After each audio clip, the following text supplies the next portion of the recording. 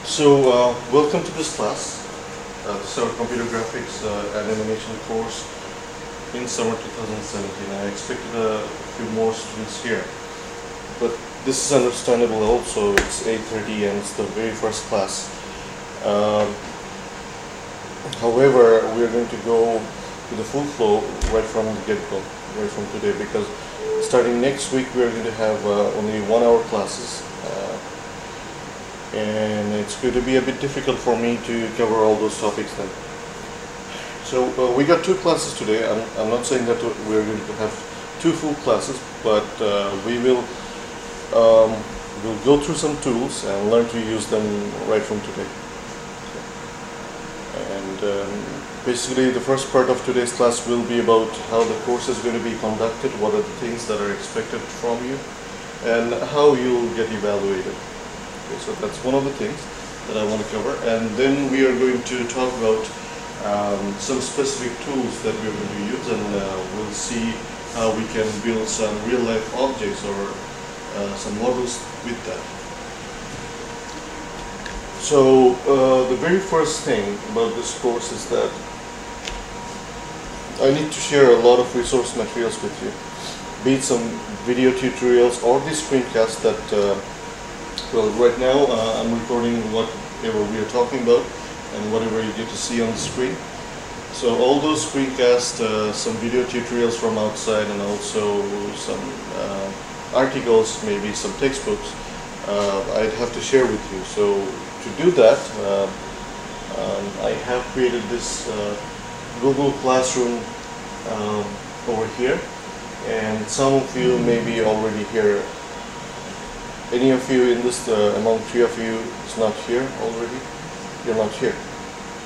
Okay, so for those of you who are not here yet, you have to go to classroom.google.com and then register yourself in here. What you need is just this class code. This is XT2R8Y1. So you can join for a lot of classrooms in Google Classroom. For this particular course, for this semester, you'd have to use this code. Okay. And you'll get to see that whatever I'm sharing, like before starting the semester, I have shared the screencast, the recording from other semesters, some of my previous semesters, at least 2 of them.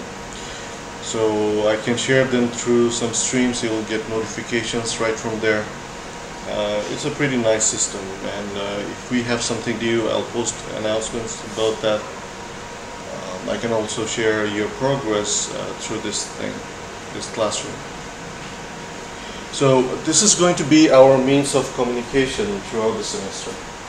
In previous semesters, I used to use Yahoo Groups, which is also very nice, but I just wanted to give this one a try. So that's that. And I was also supposed to give you the course outline right from today, which I can't, unfortunately. I was too busy with the registration period. But next week, like on the first class, I'll hand out the course outline. Okay. I will, however, talk about the grading policy and everything else today. And in next class, I'll just give it out in writing form. So one thing is probably obvious at this point, that the classes will be conducted in English, and it's been like that for the last 2 semesters, I guess. I have tried that before, once again, back in 2012, I think, and that was a failed attempt.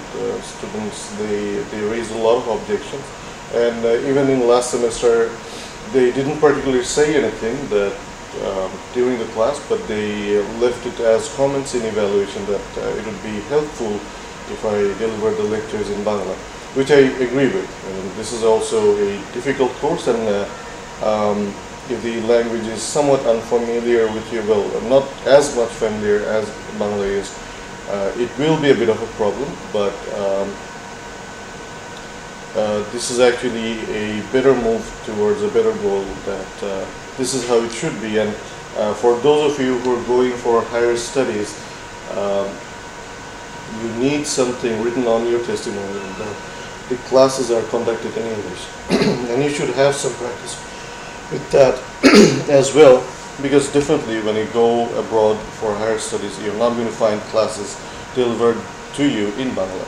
Definitely not. So that's one of the things, and most of the top universities in Bangladesh, you'll see that the classes, all their classes are conducted in English. And I had that experience in North Southern University as well.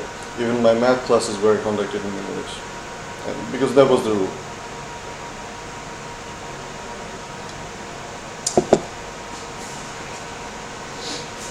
So that's that.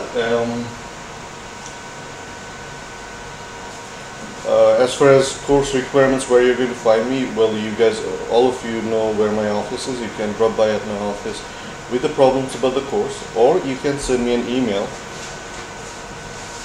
The last few days the emails were hectic. Other than that, I usually respond to emails quick enough.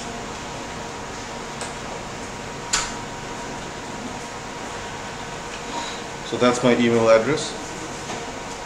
I'm not giving out my phone number, although most of you probably already have it, because I don't really answer my phone calls regularly.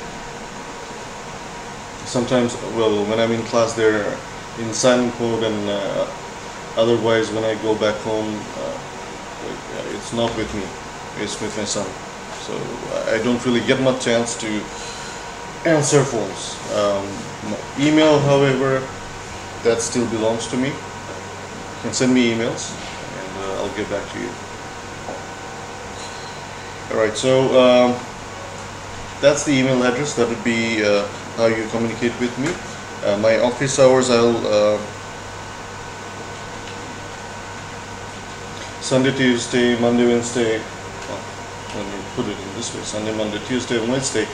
And also on Thursday, I'll be here, but I'm not going to put that in because I might be busy with meetings on Thursday in most cases. You should find me in office from 2:30 to 3:30, and also beyond that, but at least I'll try to make sure that I'm here in these hours from 2:30 to 3:30. Okay, so these are the means of communication, and also let me make it very clear right from the first class that whenever you have a question in class, please ask me about that thing. If you don't understand something, I can go through that numerous times. I don't really get offended with that. So feel free to stop me anytime. If you don't understand, raise your voice. And you can also ask me after the class. So whatever suits you, but don't keep that question unasked. Okay.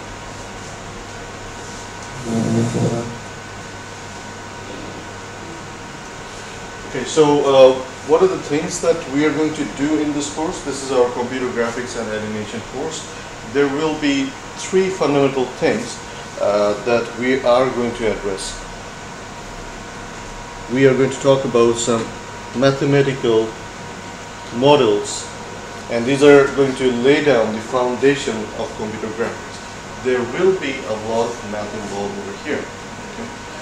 If you are weak in math, I would suggest that you spend some time, actually not some time, you spend a lot of time covering up those things. And to name what particular math we need here, mostly we'll need ideas from coordinate geometry. Okay, we'll also need and also do a lot of things with vectors, and we'll need something from linear algebra, the matrices, the operations on matrices, those sort of things. Oh, and what goes along with coordinate geometry, I should mention this separately.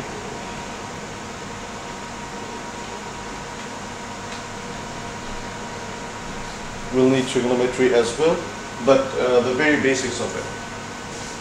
Sine, cos, tan, those sort of things, only how those ratios are computed.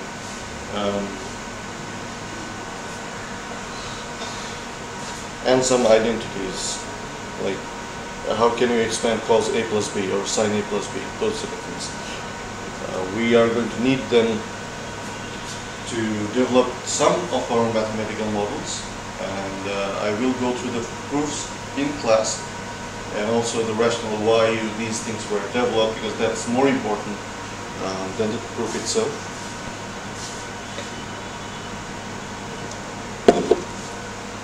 So that's one of the things that we're going to look at in class, and I'm putting that as number one.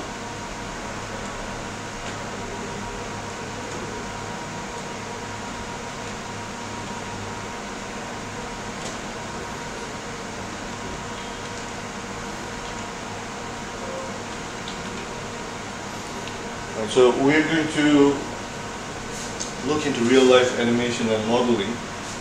We are going to create 3D models with a tool called Blender, and that's something I'm going to introduce today. So we're going to use that to create the models. We are going to also look at the animations that we can create with them. And this is pretty much industry ready. Although people don't use Blender as a tool in the industry in most cases, what you'll hear about, the names you'll hear most is 3D Studio Max, or you may also hear about Autodesk Maya. Okay. There's also Mudbox, there's a, what's that called? I forgot their name. So there are few key players in the market as far as 3D modeling goes, but Blender, being totally free, is making its own name. Okay. And the idea is that, why we are not introducing Maya or 3D Studio Max in here is because it's not free. That's one of the things, and it will vary depending on where you work. You do have job opportunities, a lot of them. If you are into computer graphics, you can join some modeling farm, you can create their animations there. You can also work for visual effects in movies if you get a chance to get into that market. There's also a lot of opportunities for game development. For game development, there's a lot of things that you need to do. One of them is to prepare the models. You may have seen that when you load any game. It says loading maps, loading models, all of those things come up. So you can work in there. You can also learn some game programming through this course. We're going to address that as well. So there's a lot of opportunities going to that area. If you have some interest in game development, maybe you'll find this course very interesting. We'll talk about that as well.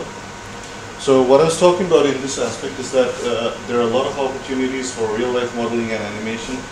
There are a few certain areas that you can work on, and we're going to look into that through a tool called Blender. And the reason for not choosing the other tools is that they are very expensive. I mean, obviously you can download and install a pirated version. For university, we may buy the real one. That's really not an issue. The price itself is exorbitant, I think 3D Studio Max with full rendering license and everything. It costs around $4,000 or so, which is a lot. So for individual people, it's not really feasible to buy the licensed versions. I can't really promote pirated work through the coursework. However, when you work in a studio, they can actually purchase those licenses because they are generating a lot of money.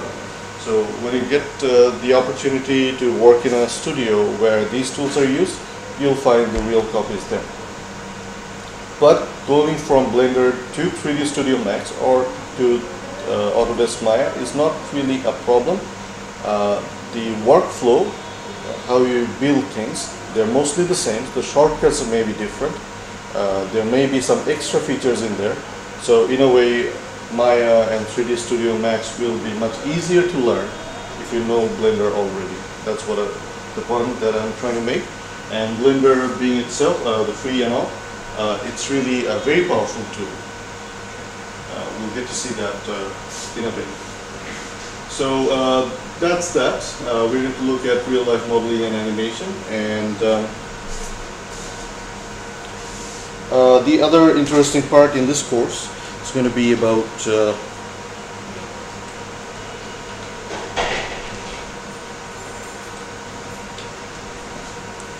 called Programming with OpenGL. Okay. There will be a fair bit of emphasis on programming because, as I was saying, we are going to see how computer games are built. And so we'll try to build small components of games, not a full-fledged game. Well, it would be nice if we can. We'll give it a try. But I mean, in previous semesters we can finish everything. But what we have did before is that we managed to build some robots, some robot models, and through some programming we were able to control them. So we put it in a real-life environment and we moved our robots around. So those are the things we have done already. We can definitely work with other sort of things, like we can also model cars, we can also model human beings and also play around with them. Okay. So it's a pretty open-ended thing, and we'll look into a lot of things. How we can build them and how we can control them through writing some programs. So this OpenGL thing, this is not a language itself, it is a library. And it has bindings for many languages. You have binding, OpenGL binding for C++, for Java, for Python, those sort of things. Can I assume that you guys all know Java or C++?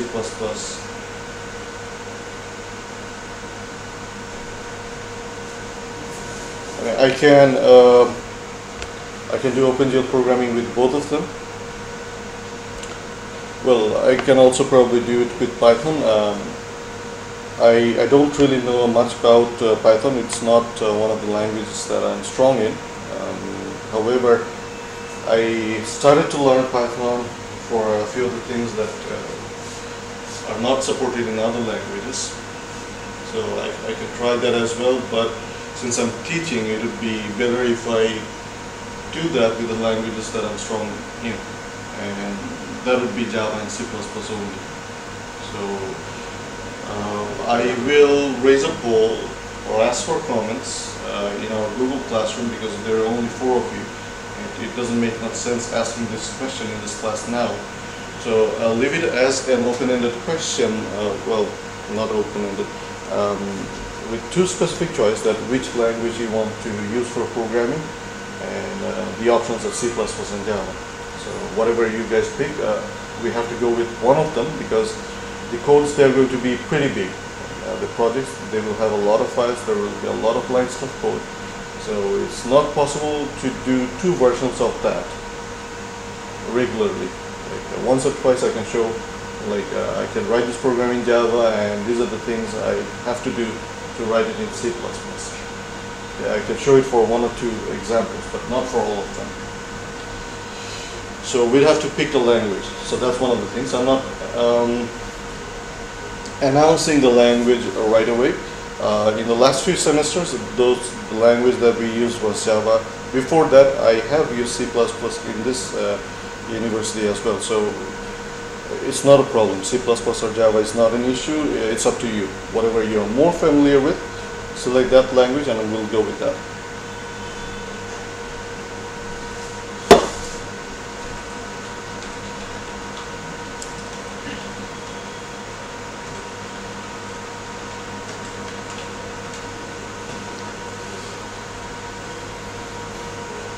Alright, so these are the 3 things that we will mostly look into in this course. So all these mathematical models, somehow someone has implemented in programming, and some of those we will implement by ourselves. That's the idea. And the models that we build will be used to do whatever we are doing. It could be some animation that we're trying to build, it could be some interactive game that we're trying to build. So everything will come together, and these are the components as I see in our computer graphics course. And there is a bit of an imbalance in the class sizes, and I don't really know why it is. I have purposefully made the routine so that we have a lab class followed by a theory class, or a theory class followed by a lab class for both the sections. So ideally what I want And if that's possible, is that if you're in section 1, please pick section 1 lab. If you're in section 2 theory, please pick the section 2 theory. That at least gives a 3-hour stretch, not in Ramadan, but in regular way. So like it gives us a 3-hour stretch for one day in the week. And we really need that because some of the tasks will need a lot of time. So it will need a lot of time if I start demonstrating. For example, if I try to build a car, and that's something we have built in previous semesters. We have built a 3D car. You can take snapshots of it from different angles. You can also animate that. You can also use that in a game.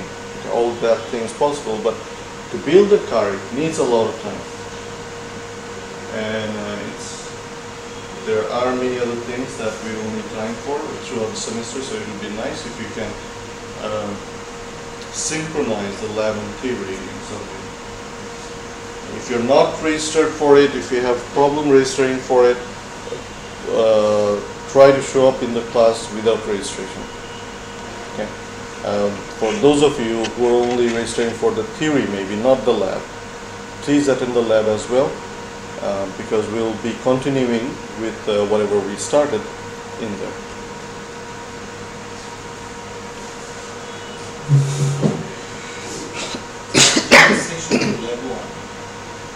For you, theory is 2 and lab is section 1.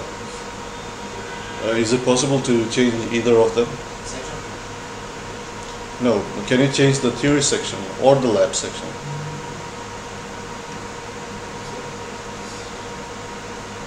If it's not conflicting with anything, please do that, because, well, in some of our classes we'll be continuing with whatever we start, be it the theory or the lab. So section 2 lab plus 2? Give me a second.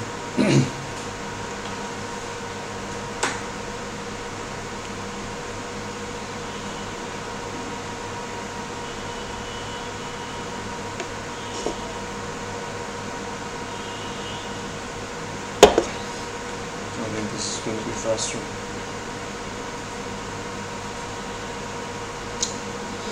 Alright, so section 2's lab class is on Sunday at 10 o'clock.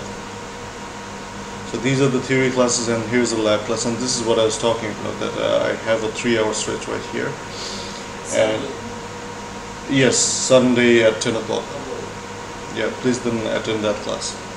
You can change your registration to go there, or you can also do that without changing the registration, but please remind me so that I give you attendance there.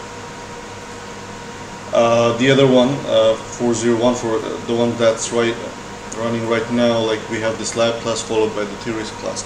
So today I'm not going to go for 3 hours, that's alright, but in some cases I'll need that length right there to cover some topics.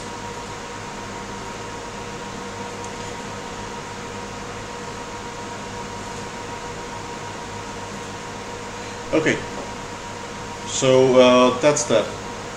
We were talking about the course. I am going to give you the textbook and other references, so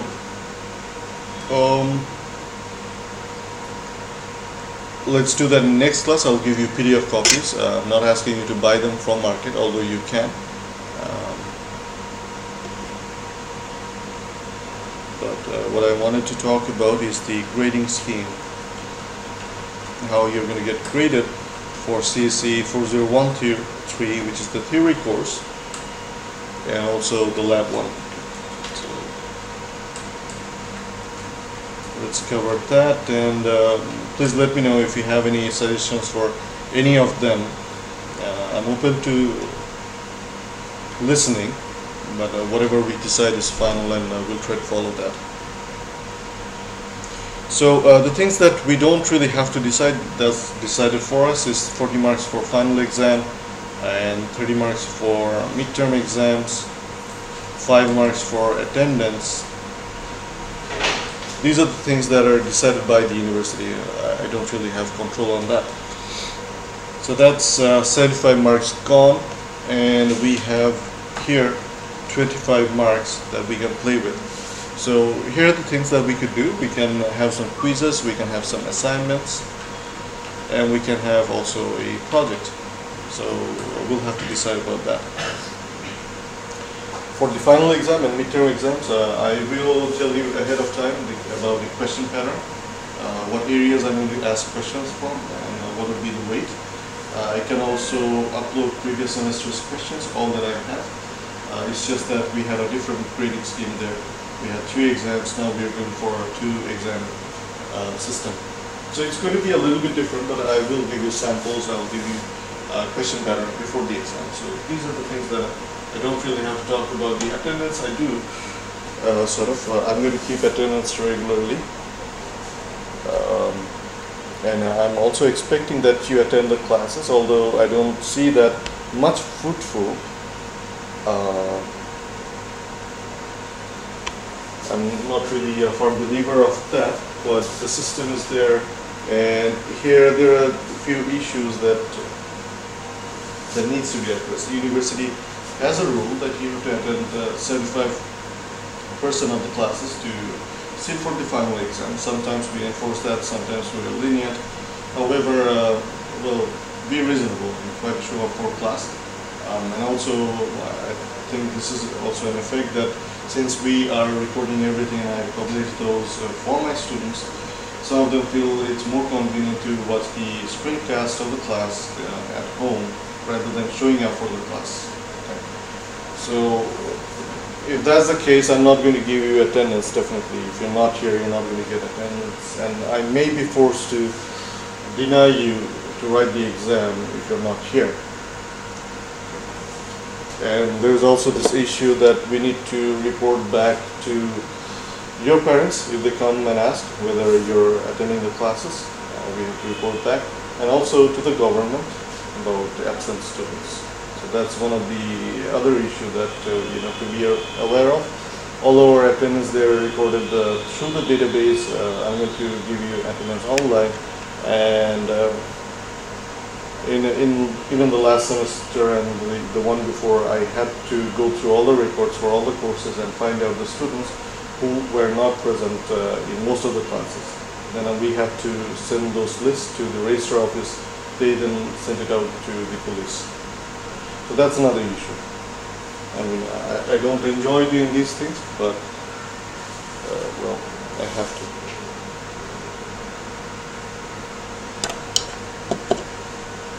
Alright, so we have 2 courses, and we'll have this 25 marks or something equivalent in here to do something other than the exams. What I want to do for the theory course, and stop me if you have any other idea, like let me talk about both the courses, and I'll tell you what I want to do. If you want to change that, feel free to raise your voice. I'm not going to get offended by that or anything. What I originally planned here is to give 2 programming assignments and 1 project. Okay.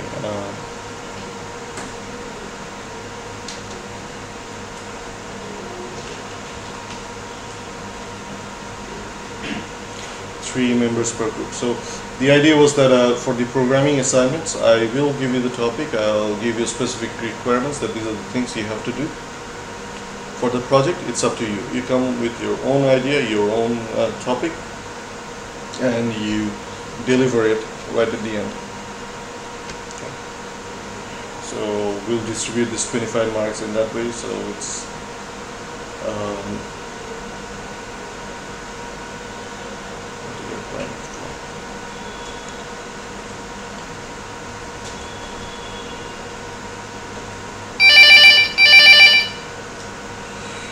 just a bit. So my initial plan is to distribute the programming assignment as far as marks go. 7 marks for the first one, 8 marks for the second one. The project will carry 10 marks. So altogether that's 25 marks here. For the lab we have 40 for the final, 20 marks for Viva, 10 marks for attendance. So that's 70 right in here.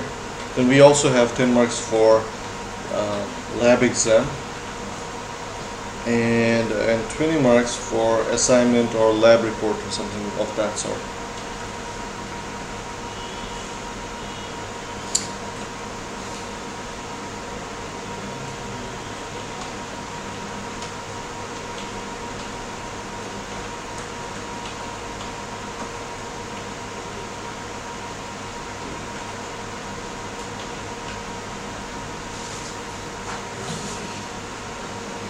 So there's a plan that for assignments, I'll give you 5 modeling or animation tasks, and you'd be using Blender for those. Now, you don't really need any programming skills over here, but to work with Blender to do those things, you'd have to spend a lot of time. And some of our students did enjoy doing those things. I've seen that in Facebook, that they build something and they also share that with the rest of the world. So we'll also do that car thing. Like we'll do the car modeling even in this semester, but then we'll do some other stuff as well. All right. So let me hear from you. Anything you want to suggest? Do you want to have quizzes somewhere, or you want to change the numbers or anything?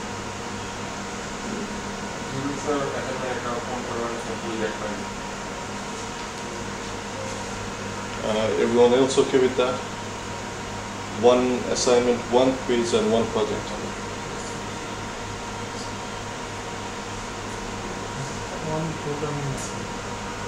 One programming assignment, 1 quiz, and 1 project. One project and an assignment. No quiz. Is that your suggestion?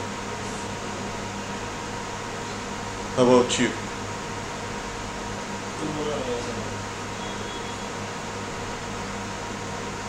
Okay, I guess I have to put it up for poll, and we are having difference of opinions. So I'll give you various combinations to pick from, and so yeah, I'll post in a group, and you guys can participate in it, and we'll pick the highest one from there. So we have some options, like we can have 2 programming assignments, 1 project, 1 programming assignment, 1 project, or 1 quiz, 1 programming assignment, 1 project. I'll give you all these options, and you guys can vote in there. So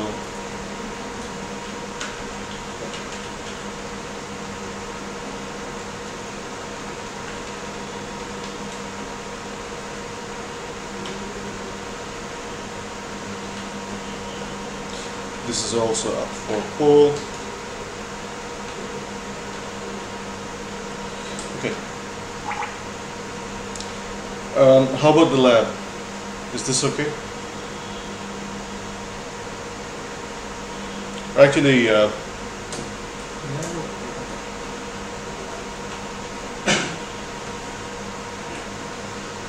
also going to put it up for comments, and I guess that's fair because a lot of students are not here as well, so they may have a say. I'll post it for their comments, and you guys will see what other things we can do with Blender and have some idea about it. To today's work. So far so good. I mean, for the lab exam, the final exam, we'll have to do something in class. On the final exam day, I'll give you a specific task to do. There will be a few questions to choose from. It's not just one task. You'll have options to pick from, but you'd have to show me your work right in class.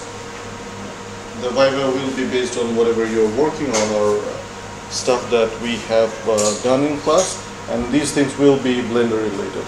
It's not going to be about programming. The lab exam, the final exam, and the Viva, the 60 marks of it is not going to be about programming at all. Actually, the lab exam itself will also not be about programming. It will be a mini test, a mini version of the final exam.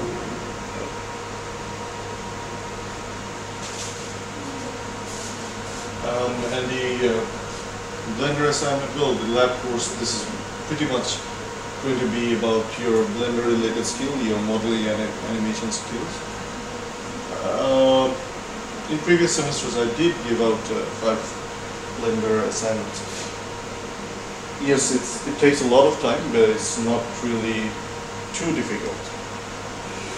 The programming assignments for some of you who are weak in programming, it might be a little bit difficult, but well, it's an important skill to learn.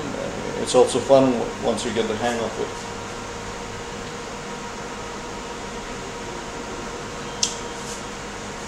So, anything else you want to ask? This is about the grading schemes of the course.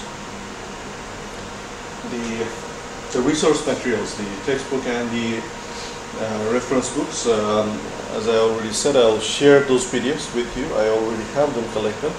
I'll just share the link with you and we'll talk about those things. In class, I'll show you what are the topics that I'm covering from there. So that's going to be pretty much it as far as the course goes, how we're going to conduct them. Just to reiterate this thing, that the first thing I'd like you to address is your math skills. If you find yourself a bit weak in math, please cover those things. Okay, coordinate geometry, trigonometry, vectors, and a bit of linear algebra, at least matrices, how to deal with them. Of these few things, I think vector is the most important thing. You need to know how to do cross product, how to do dot product, how to find a projection of a vector on another vector, how to calculate the magnitude of a vector, all those things. These are going to be super important. So, covered those already. Alright, so that's pretty much it for the first part of this discussion that I had planned for today. And now we're going to spend some time to learn a new tool called Blender. For some of you, you may have already worked with Blender, but for those who are new, please work with me and everyone actually. Like, I'm expecting that all of you to work together. It's easier done that way rather than just looking at me doing something over here. You can't really replicate all of that. Blender has a very high learning curve. Like, initially you find it very difficult to work with, but once you get a hang of it, it's going to get easy from there. There are a lot of shortcuts that you need to memorize, but you don't have to do that all in one go. Once you start working with it, things will come to you automatically.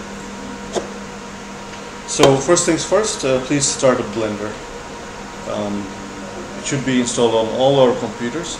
Start that, and once you do, you'll see a splash screen like this.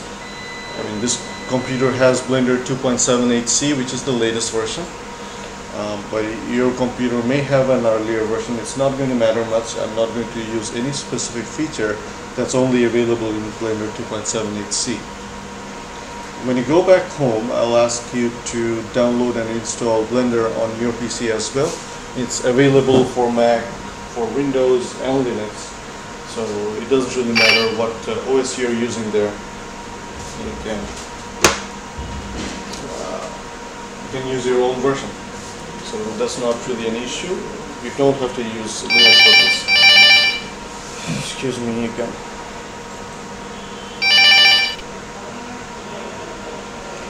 Okay, sorry. So you can download your Blender for your OS and your architecture, be it 64-bit or 32-bit. You can download that. For Linux, you can also install this through the package manager. For the very latest version, you have to look for a PPA that supports the latest version. Otherwise, you are going to get like Blender 2.7 or something, or maybe even earlier than that. So this is our 3D modeling and animation tool that we are going to use in class. And whatever I'm showing in class may not be enough to get started. So if you need something to follow along when you go back home, if you need some video tutorials to follow, what I would recommend is go search for Born CG, B-O-R-N-C-G, Born CG. Go on YouTube, search for Born CG. You'll find a playlist for Blender 2.7 tutorial series, and when you get there, you'll see that they have some basics tutorial. All right, and there are a lot of tutorials in this series going up to 81 right here. I don't need you to go through each and every one of them, but at least try to cover the first 10. Okay, try to cover the first 10 from here. And some of the things that they have already demonstrated in there, I'm going to show them in a class, but it is also very nice. I won't be able to cover all of them in class in a fast manner. If you have some time right now, right at the beginning of the semester, you won't find some pressure, so it will be a good time to go through the first 10 videos and try each and everything that they're showing by yourself. Okay? It's not like just to watch 10 videos from there. You have to watch them, you have to do those things by yourself. Only then you'll get to learn how to use this tool.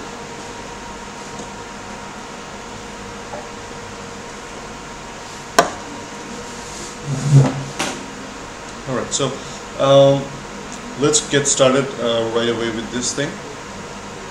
So once you load this window, this Blender window, what you see here is a viewport. Okay? We call this thing viewport. This is your view of this application, supported by some panes. Okay? Here is a tool shelf right here, and here's some properties over here. So there are two different panes out here and something else down here. We're going to talk about each and everything that we have in this Blender window, but not right at the start, because some of the things we're not going to use right away. So the most important thing that we have right here is that viewport that shows us the 3D world that we are working with. Okay. And in this 3D world, you'll see that there is a floor and there's a grid here that helps us measure things. Although you can turn off that grid floor, there is a camera, there is a cube, and there is a circle with some rays in there, up there. Okay. So these are the three things: one here, and one up here. And those are the three things we need as well to see something in real life. I mean, if you ask yourself, why can we see the chair that's here? Why can we see that? Because of three things. Yeah, you have to have a light.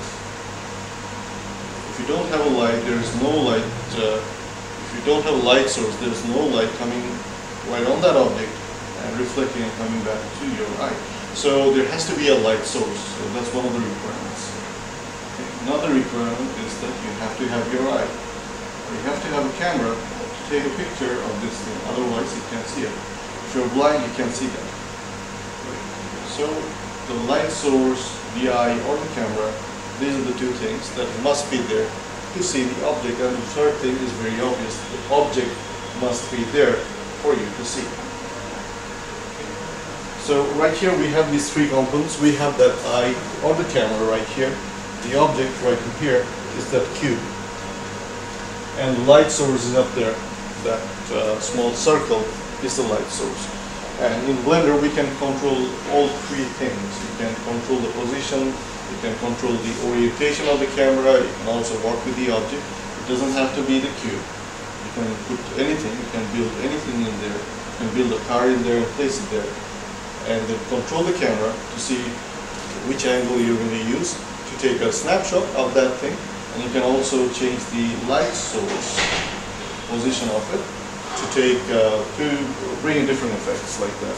You can add multiple light sources, you can change their positions, you can change their orientation as well to come up with different lighting effects. And the picture will dramatically change based on the light sources you have, the color of the light, the position of the light, and everything. So we'll look into those things. So these are the three basic components that you need to generate any scene: the eye, the object, and the light source. These are the very basic components that you need, and all of those three things are by default placed in here. Now before we do anything, let me show you right away what you're going to do with this Blender tool. If you press F11, you're going to generate a picture. Okay, it shows nothing, and that's a problem. Didn't expect that.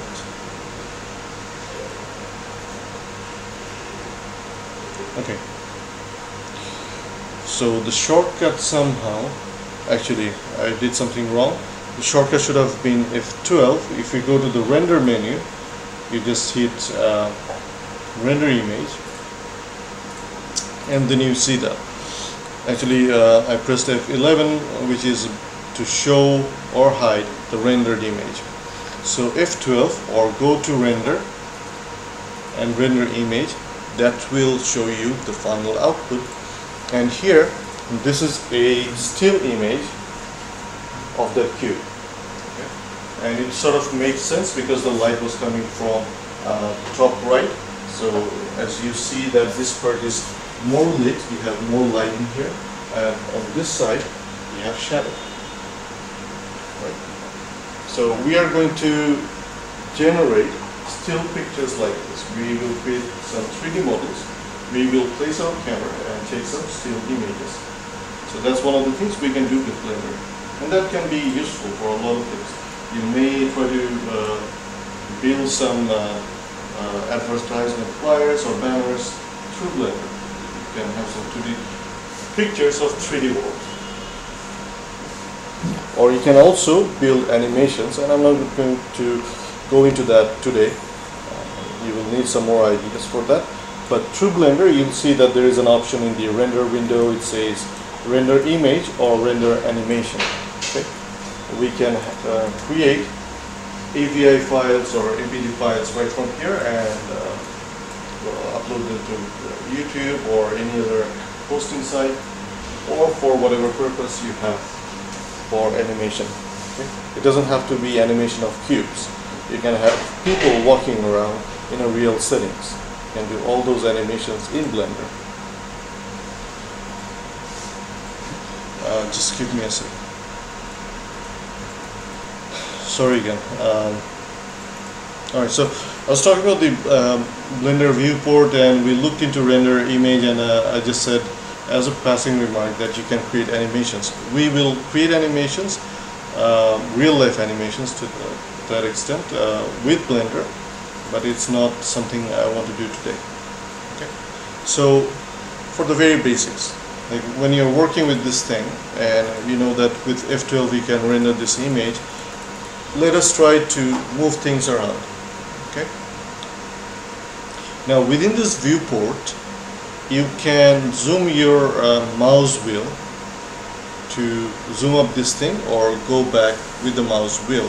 So the middle button of the mouse, you can scroll to go in and go out just like that. And it's pretty obvious you can do sort of those things in many games and in other applications as well. The scroll wheel, we know how to use that, right? Okay. Now to look into this thing from different angles, you have to hold down the middle mouse button, hold it down, and go left or go right. If you do that, you can look at the scene. The scene will be stuck in there. It's just that, let's say we have this bottle right here, and I have this camera. I'm looking at this bottle. What I'm doing right now with holding down that mouse button is that I'm looking at it, keeping it there, and looking at it from different angles. I'm just moving around myself, keeping the object there, static. So you could do it like that. Or in many scenarios, you may find it easier to navigate if you move the whole thing around, keeping yourself static there. So hold down Shift, left Shift, then hold down the middle mouse button, then drag it to the right or drag it to the left. In this way, you're actually moving the whole thing, but keeping yourself there. You can go up and down as well. The other thing that I just showed you, if you hold down your mouse button, you can pan around just like this. So this is one of the things where you move, and if you hold down Shift and then move this thing, it's actually keeping you static there, but the scene itself is moving. Is this thing clear? So these are the very basic navigation techniques that you're going to use a lot in Blender. Alright? So next comes selection. So we looked into moving and panning in the window. We can move the window, shift middle mouse button, move around, or you can pan, hold down the middle mouse button and move around like that. Okay, so that's one of the things. And I want to talk about selecting something, and as you notice that there is a very thin orange line around this cube. Can you guys see that? Do you see any difference?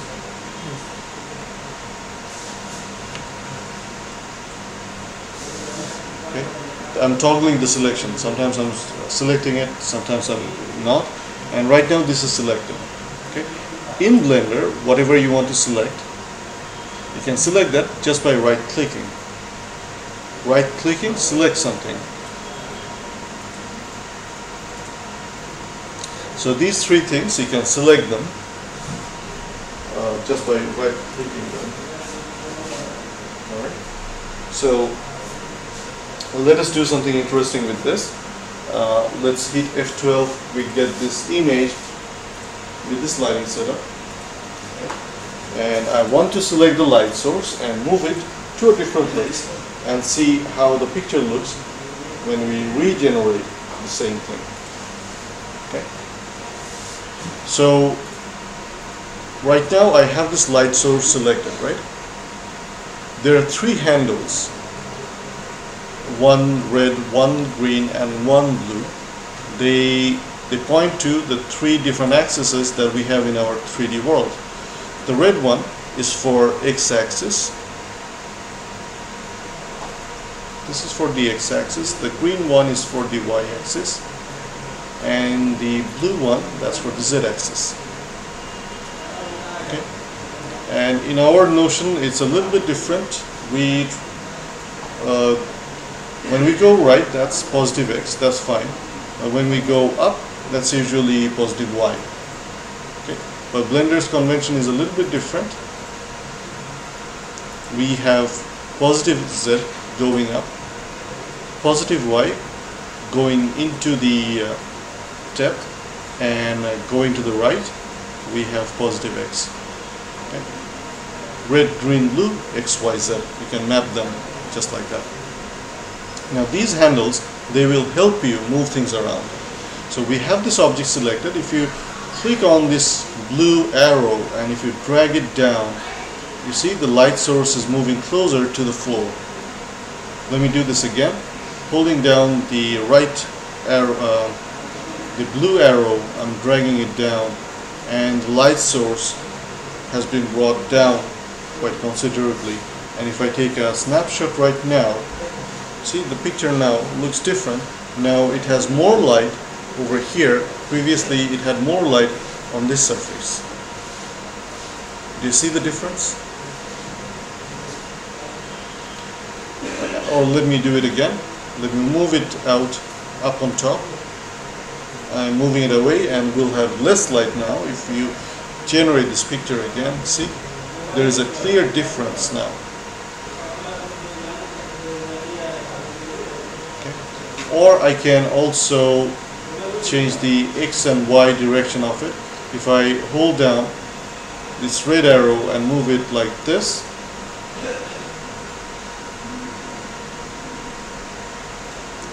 see, I'm not getting light from the side. That's why this is dark now. This side is also dark. I'm only having light on this side. However, if I change this Y direction from here and the X direction as well, see, I'm also tilting the window as I'm working. If I do it from this end, see, I have light coming in from this direction, and it sort of makes sense, right? Because the camera, it's looking at this object in this direction, and light is coming along in this way. So we have light now on all the surfaces that we look at. So this still image of the same object with the same camera looks much different just because we changed the light source. Okay, is this clear? So how did we move around that light source? We had to select that with right mouse click, and then we use the navigation arrows, the red, green and blue arrows to move the object around in the scene.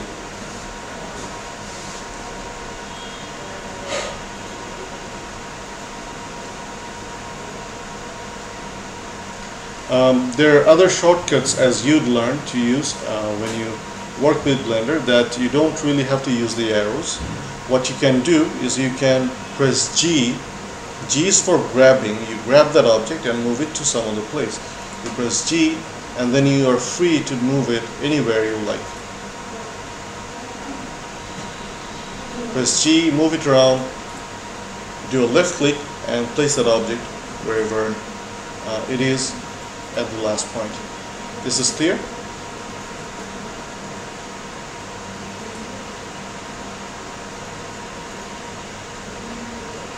Sometimes you may find it very convenient to have it restricted in some axis. For example, I want to move it, but I want to move it only up and down. See, when I use G, I can move it to anywhere, and that's a problem.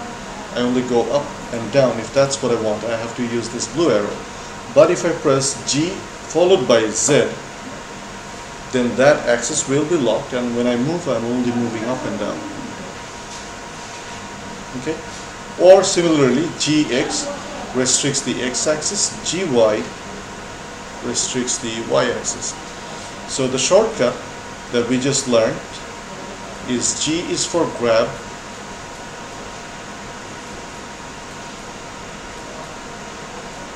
and we can have G followed by X, G followed by Y, or G followed by Z to move around in a particular axis. Clear? Okay, so if you can do that, let me clear this out, it's getting too messy. We can move things around. So right now we have this object like this, and we can also apply that on the cube itself. So let's say I want to move this cube along in this axis. So G, X, and I move it a little bit towards the x-axis. If I take a picture now, see, it looks a little bit different. And if it's not that obvious, let me move it further. So it's moving, right? So far we have only learned how to navigate around in the Blender window and how to move the objects around in this way. So we know how to grab objects and how to move it in different axes or move it freely. Okay. This grab thing is actually the same thing as what we have learned in coordinate geometry. We call that translate in there. Right now we are using a different terminology. We're just calling it grab. But basically they mean the same thing. Grab and translate, they mean the same thing. We can also do a lot of things, like we can rotate. See, the object right now is looking at this point. You can rotate it around. Just press R. R is for rotate.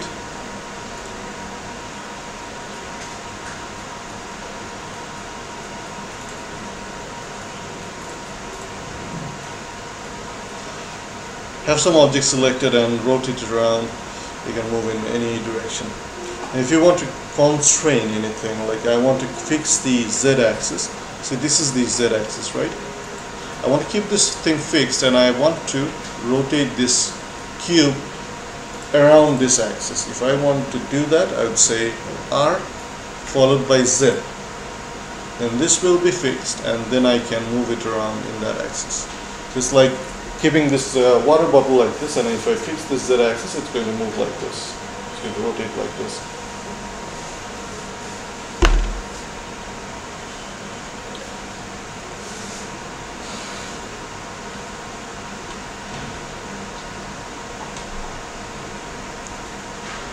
I can sort of do the same thing by rotating around x-axis by locking another axis, or I can lock the y-axis and rotate it like that.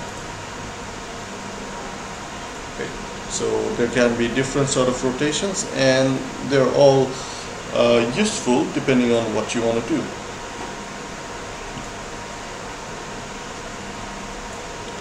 Okay. So far so good. We learned how to translate or grab. We learned how to rotate something. And right now, the last thing I want to show you with this transformation is how you can scale things. By pressing S, if you go inside, you're going to make the object smaller. If you go outside, if you drag it outside, you're going to make the object bigger. So this is the scale operation. Scale, make something bigger or make something smaller. See, right now we have a much bigger cube than what we had before. Is this clear? Okay. So what we have covered in Blender,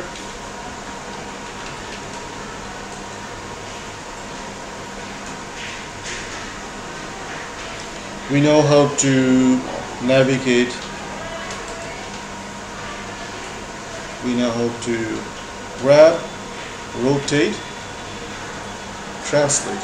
All right. So far we have learned how to do these things. Okay. We can also add new objects. So this object, let me make it smaller. So this is one cube that we have. We can add more cubes. So there is this add primitive tab right on the left side, and you can add a lot of primitives. Like you click on cube, there's a new cube here. You click on, say, cylinder, you get a cylinder. And you can place them or work with them just like that. Okay. So you can have a lot of objects. You can also have a monkey head, just like that. So these are the primitive things that you can bring and place them in your 3D world, and you can move around in that 3D world or move the individual objects just like that to compose a whole scene. Here we have a scene with 2 cubes, 1 cylinder, and a monkey head. It's not really a piece of art, but it doesn't really matter. We know how to add new objects into the scene. Are we okay so far? Alright, so if you know that, then let's move into something a bit more advanced than what we have done so far.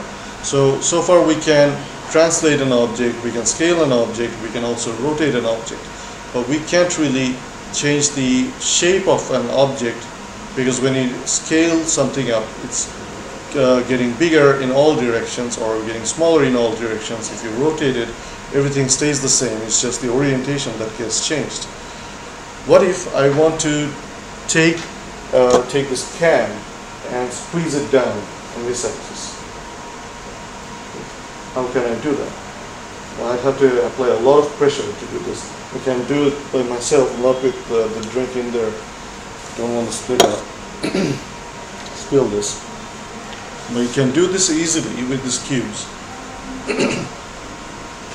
See, in order to do that, when you're scaling something, it's getting bigger or smaller in all directions, but you can actually say which axis you want to scale by. So if you say S, Z, and if you go inside, it's going to actually scale it on the Z axis only and not on the other axis.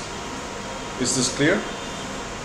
Let me redo this thing. Let's say I have a cylinder and I want to make it flat. I want to make a disc out of it. I will go S, Z, S for scaling, Z for Z axis, and if I go inside, it's going to get smaller. See, I got a disc out of a cylinder, just like that.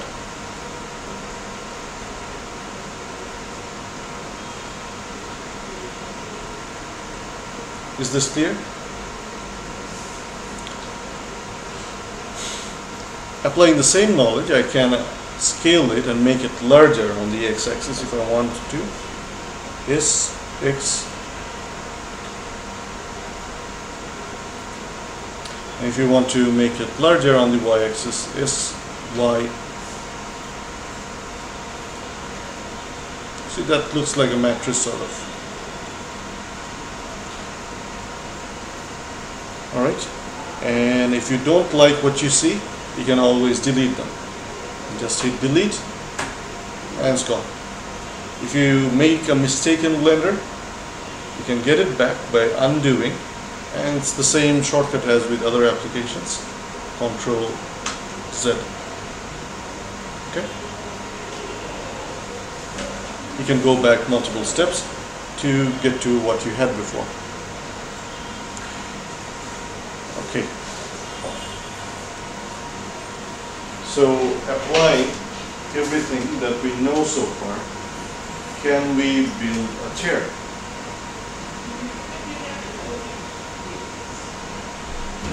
A chair. Okay. A chair can be composed out of cubes.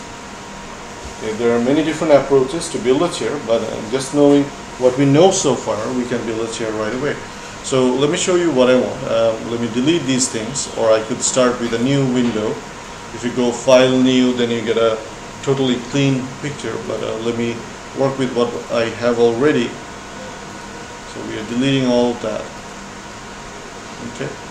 And the first thing I want to start with is the chair, the seat of the chair rather.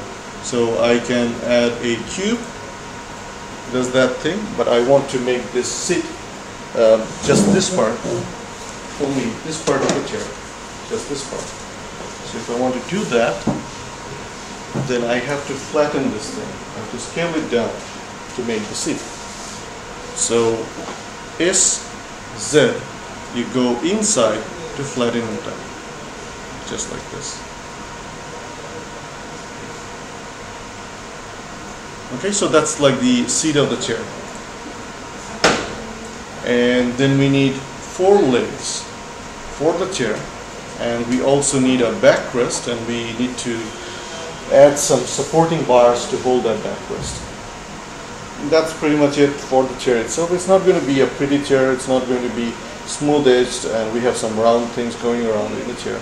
It's not going to be like that. We will learn how to do that, and with Blender you can really make chairs that look exactly like this, but I mean that's a lot more advanced thing.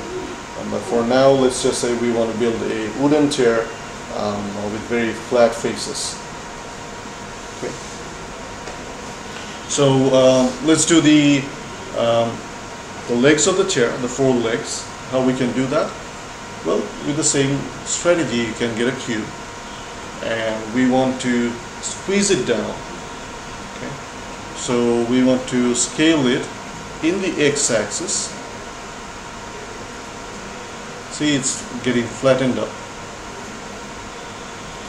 And we want to also squeeze it on the y-axis.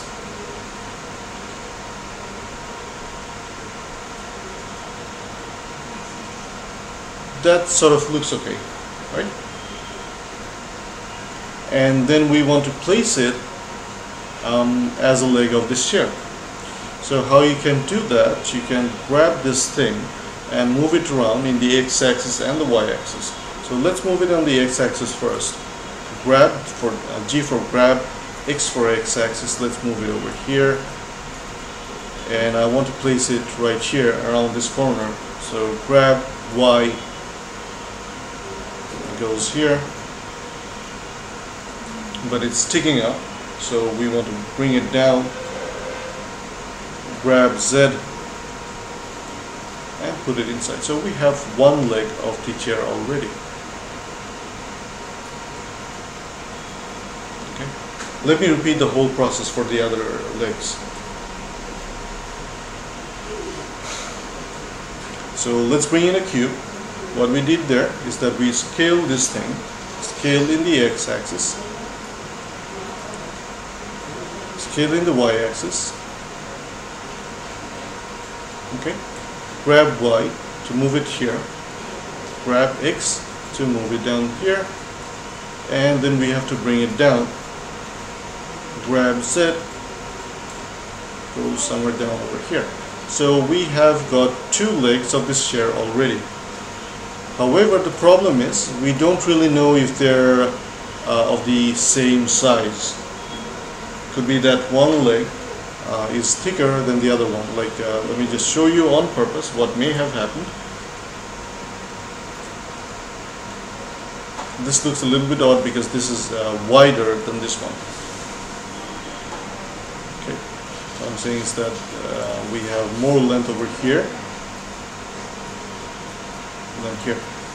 So this is a problem, and we'll learn how to fix those issues. Right now, let's not worry about the nitty-gritty details. Let it be just like that. We want a working model of this chair itself. Okay. So let us finish this up. We need to add 2 more cubes, right? So we can add a cube here, scale on the x-axis, scale on the y-axis.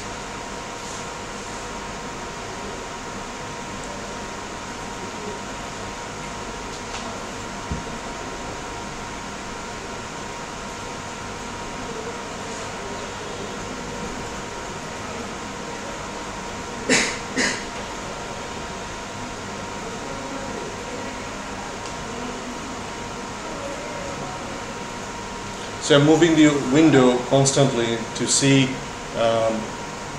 how I'm working, because it's not quite obvious from different angles. Like if I use this view to bring it down, then I won't really see if it's lining up with the floor properly. I have to look at it from this view, and I can tell that this is actually going further down than the previous one, so I have to move it up a little bit. So grab Z and move it up some. Sir, Yep. is there any problem to take a duplicate? No problem at all, and that would be the better approach of doing that. Yes, so we should definitely fix one of those and make duplicate copies of them so that they are of the same size. You're absolutely right. It's just that I haven't showed you how to do duplicates. So I wanted to introduce you some very basic concepts, and just by knowing that, can we build some real life objects? That's the target. But as we keep on learning those things, and we'll also learn how to use loop cats and other things, so we won't even use multiple objects to build this tool. We'll start from the cube, and that cube itself will turn into a chair. So I want to do it in the next class, not in this class. But yes, you're right. And since you're bringing this up, let me do that right away. What's been suggested is that instead of coming with the cube every time, squeezing it down and moving it around, we could simplify the process by making a duplicate of what we just created. So you select this cube and hit Shift D, that makes a duplicate copy, and then place it where it needs to be placed, like grab grab Y, Shift D, that's the duplicate, grab Y and move it over here, and the process is much simpler. Okay, so we could do the same thing in a much easier way if we duplicated that. And if you know this, well, we can make the supporting bars as well. Shift D for duplicate, then grab and move it around on the Z-axis, just like that. You can take this cube, Shift D for duplicate, hit enter, grab Z and move it here. So it's already taking a shape of a chair. What's left is the backrest, right? And we can do that also just by making a duplicate of this. Shift D, duplicate,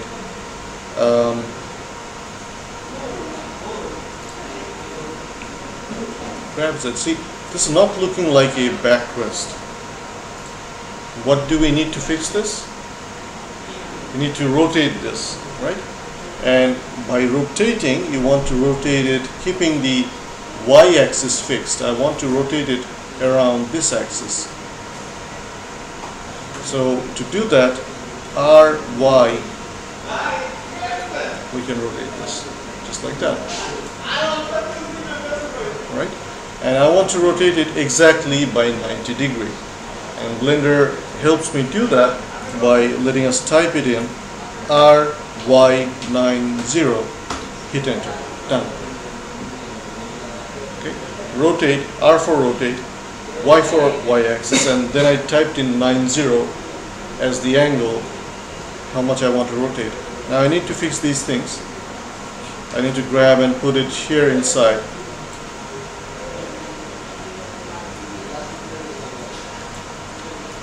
Okay, I need to make it a little bit smaller. Scale Z. See, that's a poor man's chair already. It looks like a chair.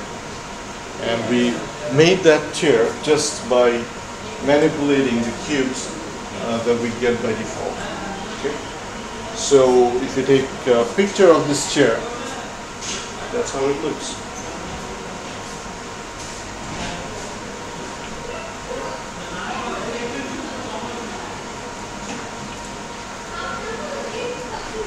Is this clear?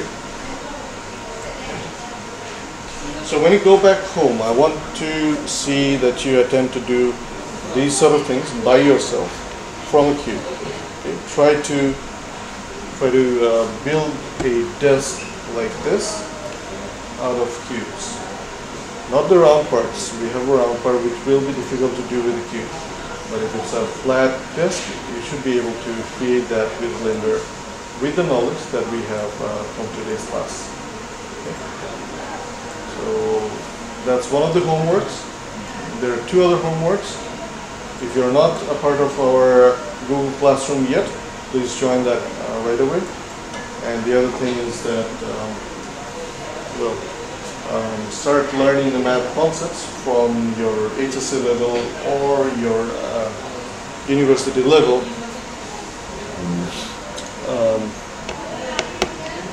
We're going to need them in the very next few classes. Okay, so that's pretty much it for our today's class. We have two classes, I know, but I'm not going to continue with the next one.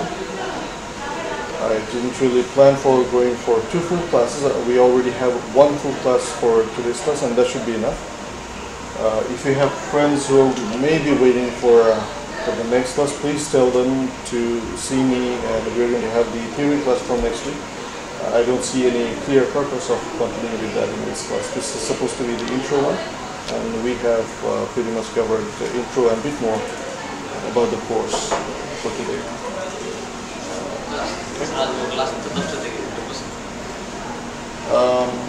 Yes, get in, but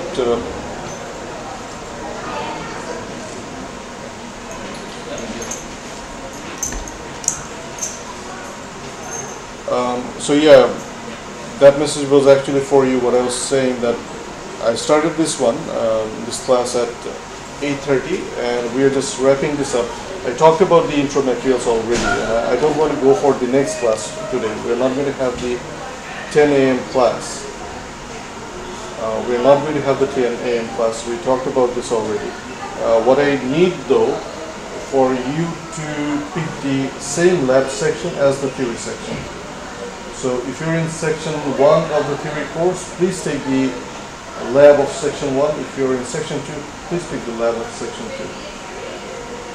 The reason is that I want a 3-hour stretch for some of my classes. We'll be going through some things that need a lot of time to cover. Just give me